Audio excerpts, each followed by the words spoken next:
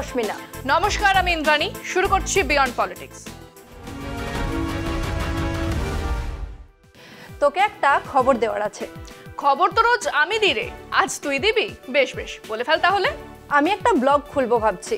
এ তো দারুণ ব্যাপার রে। তা ট্রাভেল ব্লগ নাকি? মানে তুই অনেক জায়গায় ঘুরতে যাস তো, তাই বলছি। না না, ট্রাভেল ব্লগ নয়। আমি ভাবছি শুধু মেয়েদের নিয়ে একটা ব্লগ করব, যেখানে মেয়েদের সুবিধা অসুবিধা, মেয়েদের লড়াই, এসবের কথা তুলে ধরবো। এ তো খুবই ভালো কথা। তাহলে সেখানে মোদিজির খবর থাকবে তো? তুই আমার কথা মন দিয়ে শুনছিস না কিন্তু। আমি মেয়েদের নিয়ে ব্লগ করব বলেছি, সেখানে মোদিজির খবর থাকবে কেন? ওরে, কান টানলেই তো মাথা আসে। মানে বুঝলাম না, খুলে বল। মানে এই যে একের পর এক ধর্ষণ মামলায় বিজেপি নেতা কর্মীদের নাম জড়াচ্ছে। এই সাবধান, এবার কিন্তু তোকে সিবিআই ধরবে। না রে, আমি মজা করছি না বা অকারণ কুৎসাও করছি না। এই সবই জানা খবর। এই তো কদিন আগে বিজেপি নেতা সোমা শেখরের নামে ধর্ষণের অভিযোগ উঠেছে। আর মোদিজির পাশে কাকে দেখা গেছে? কাকে নয় রে, বল কাদের দেখা গেছে। আপাতত তোকে তিনজনের নাম বলছি। এরা হলো কুণাল পান্ডে, অভিষেক চৌহান, সক্ষম পটেল। এদের বিরুদ্ধে অভিযোগ, বন্দুক উঁচিয়ে একটি মেয়েকে গণধর্ষণ করেছে এই তিনজন গুণধর। আর তুই বলছিস এদের ছবিই দেখা গেছে মোদিজির পাশে? যা, আমার বিশ্বাস হচ্ছে না। বিশ্বাস অবিশ্বাসের কথা নয় রে। এই তো আগের বছর 2024 সালে এদের ছবি নিয়ে কংগ্রেস যথেষ্ট চেঁচামেচি করেছে। কিন্তু এসবের পরেও বিজেপি নেতাদের বিরুদ্ধে ধর্ষণের অভিযোগ বন্ধ হচ্ছে না। ঠিক তাই, তুই বরং নিজেই দেখে নে। বেঙ্গালুরুর সকলেশপুরা বিধানসভার 2018 সালে বিজেপি মনোনীত প্রার্থী ছিলেন সোমা শেখর ওরফে জিম সোমা। ভোটে হেরেছিলেন, কিন্তু প্রভাবশালী নেতা তিনি। অভিযোগ, 2023-এর অক্টোবর মাসে তার কাছে সাহায্য চাইতে গিয়েছিলেন 26 বছরের একজন মহিলা। বিয়ের জন্য 6 লক্ষ টাকা সাহায্য। মহিলা সাহায্য চাইলেন, আর বিজেপি নেতা কি করলেন? ল্যাংফোর্ড রোডের ফ্ল্যাটে মহিলাকে ডেকে পাঠালেন, জোর জবরদস্তি মদ খাওয়ালেন, তারপর ধর্ষণ। নির্যাতিতা পাছে পুলিশে অভিযোগ করেন, তাই ক্রমাগত হুমকিও দিলেন বিজেপি নেতা। হুমকি, ছবি, ভিডিও ভাইরাল করে দেওয়ার এই প্রথম নয়। ধর্ষণ, বিজেপি, হুমকি, ভাইরাল ভিডিও, এই শব্দগুলো এক লাইনে এই প্রথম নয়। 2রা নভেম্বর 2023 অভিযোগ উঠল গান পয়েন্টে একজন ছাত্রীর ওপর 3 জন নৃশংস হায়নার অত্যাচারের। ঘটনাস্থল আইআইটি PHU ক্যাম্পাস, বেনারস। 22 বছরের ওই বিটেক ছাত্রীর ওপর নৃশংস অত্যাচার করল কারা? 3 জন বিজেপি আইটি সেলের সদস্য। এখানেই শেষ নয়।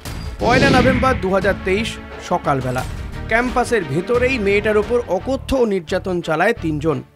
আরও অভিযোগ, গান পয়েন্টে নির্যাতনের ভিডিও রেকর্ড করে ছড়িয়ে দেয় ইন্টারনেটে। বিক্ষোভে ফেটে পড়ে বিশ্ববিদ্যালয়ের ছাত্রছাত্রীরা। তারপর খবর জানাজানি হতেই চম্পট দেয় মধ্যপ্রদেশে। সেখানে তারা কি করেছিল জানেন? বিজেপির হয়ে ভোট প্রচার। হ্যাঁ, মধ্যপ্রদেশ বিজেপির হয়ে ভোট প্রচার করেছিল তারা 2 মাস। প্রশ্ন সেখানেই, পুলিশ জানতো না? সূত্রে খবর, FIR হওয়ার 3 দিনের মধ্যেই তাদের ট্র্যাক করতে পেরেছিল যোগী রাজ্যের পুলিশ, কিন্তু ওপর মহলের অর্ডার, তাই গ্রেফতার করা যায়নি। অবশেষে 4 রাজ্যের ইলেকশন শেষ হয়, আইটি সেল ছুটি পায়, তারপর গ্রেফতার হয় 3 জন: কুণাল পান্ডে, সক্ষম পটেল, অভিষেক চৌহান। এই ঘটনা জানাজানি হতেই স্বাভাবিকভাবেই বিজেপি এদের সঙ্গে যোগাযোগ অস্বীকার করে। কিন্তু ছবি কি মিথ্যে কথা বলে? 3 জন অভিযুক্তর সঙ্গে বিজেপি নেতাদের ছবি ছড়িয়ে পড়ে সোশ্যাল মিডিয়ায়। আসরে নামে কংগ্রেসও। ये वही प्रधानमंत्री जी है हमारे देश के, जो कहते हैं कि जब वो कोई बलात्कार के बारे में सुनता है, या कोई माँ बेटी बहन का बलात्कार होता है, तो उसका दिल बैठ जाता है। अरे कहां गया प्रधानमंत्री जी आपका दिल, जब आप ही के कॉन्स्टिट्यूंसी में, बनारस हिंदू यूनिवर्सिटी के छात्र के साथ आप ही के भाजपा के आईटी सेल के पदाधिकारी गैंग रेप में शामिल है। और बड़ी बात तो यह है कि वो ऐसे ऐसे आपके साथ उनके फोटोग्राफ्स है। आप देखिए, कोई प्रधानमंत्री जी से अकेले अकेले ऐसे मिल सकते हैं क्या? सोचने वाली बात है। इतनी घनिष्ठता, इतना पर्सनल टॉक्स, इतना 1-to-1 रेपिस्टों के साथ, और वो भी आप ही के कॉन्स्टिट्यूंसी के अंदर आप इन्हें पनाह दे रहे हो।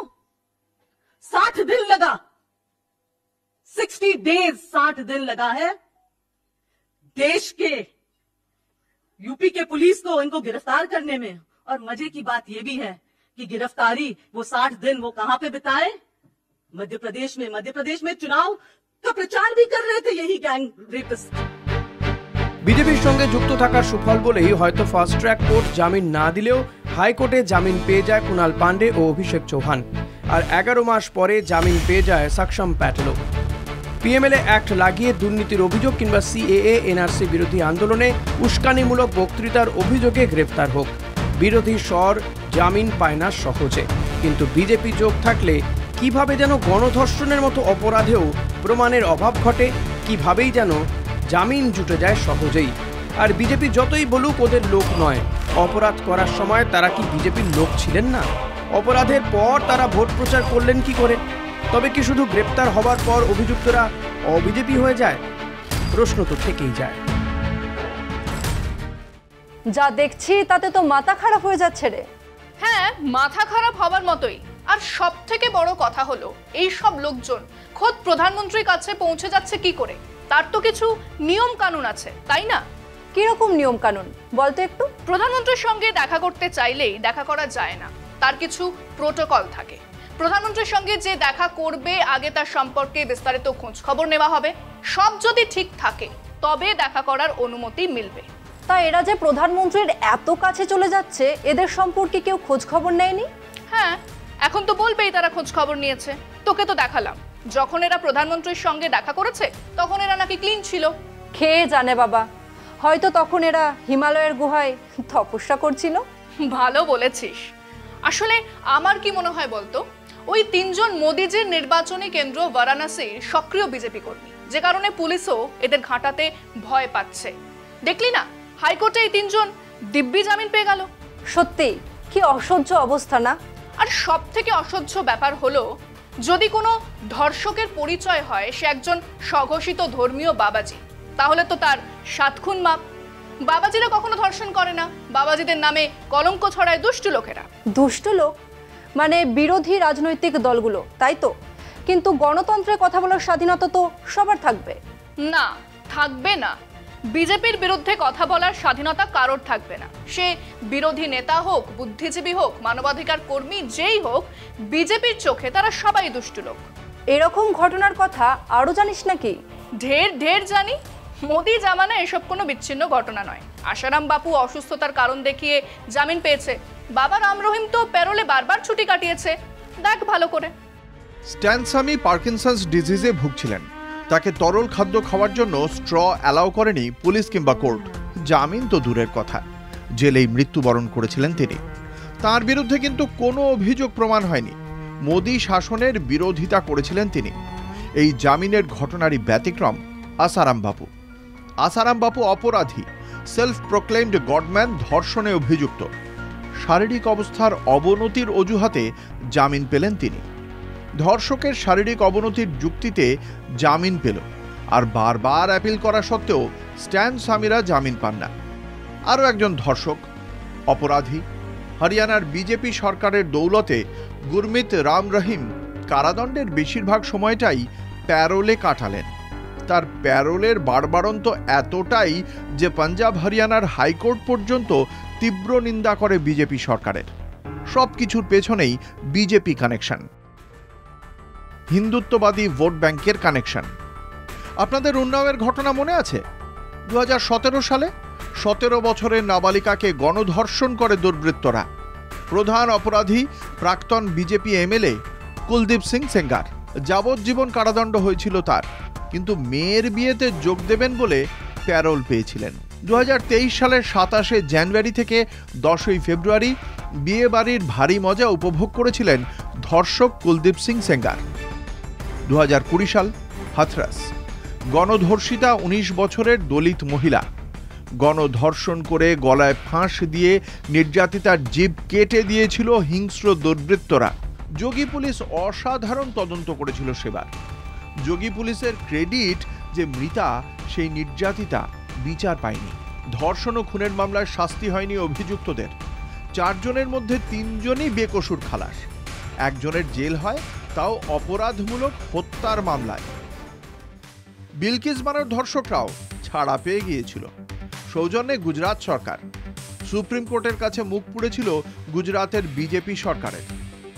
আরও আছে আসিফা বানো, কাশ্মীরের কাঠুয়ার ছোট্ট একটি মেয়ে, বয়স 8, বাখারওয়াল সম্প্রদায়ের মুসলিমদের প্রতি বিদ্বেষের শিকার। মন্দিরের মধ্যে 6 জন দুর্বৃত্তের 8 বছরের মেয়েকে দিনের পর দিন গণধর্ষণ। অপরাধীরা উঁচু জাতের হিন্দু। প্রধান অপরাধী সঞ্জি রাম ছিলেন কুলপুরোহিত। আর সেদিনও সেই ধর্ষকদের সমর্থনে রাস্তায় নেমেছিল কারা জানেন? ঠিক ধরেছেন, বিজেপি। একেবারে মন্ত্রী লেভেলে। সেদিন ধর্ষকদের মুক্তির দাবিতে রাস্তায় নেমেছিলেন জম্মু কাশ্মীরের তৎকালীন বনমন্ত্রী লাল সিং চৌধুরী ও তৎকালীন শিল্পমন্ত্রী চন্দর প্রকাশ।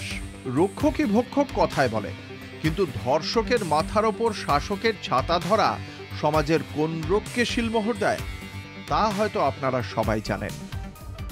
তাহলে এমন একটা সমাজে আমাদের থাকতে হবে যেখানে ধর্ষকেরা খোলা ঘুরে বেড়ায়।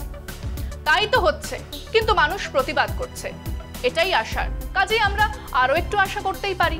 আর একটু আশা করতেই পারি? কিরকম আশা? এমন একটা সমাজ যেখানে বাবাজিরা যা খুশি করার স্বাধীনতা পাবে না, কোনো মহন্ত বা সাধু ধর্মের নামে মানুষকে খুন করতে পারবে না। আমরা চাই এমন একটা সমাজ যা চলবে মানুষের রায়ে, গণতান্ত্রিক পদ্ধতিতে।